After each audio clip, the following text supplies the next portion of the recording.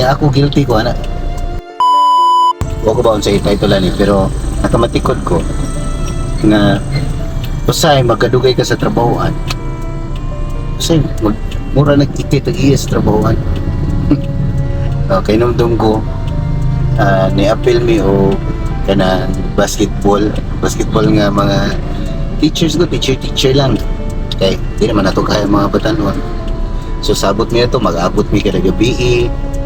Kadugay na porma na himo organization, himong kanang official gid na teachers organization sa sports.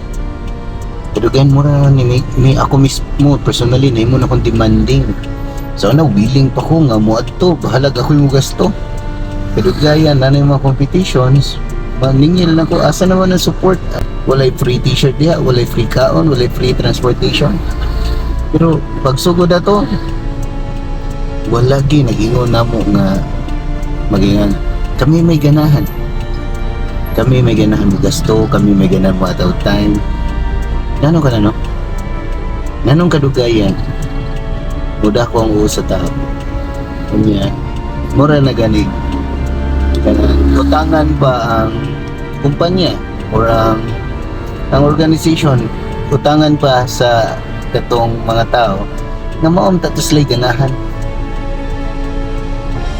Kaya ako guilty ko ana. Unsa niyo kasulti ana?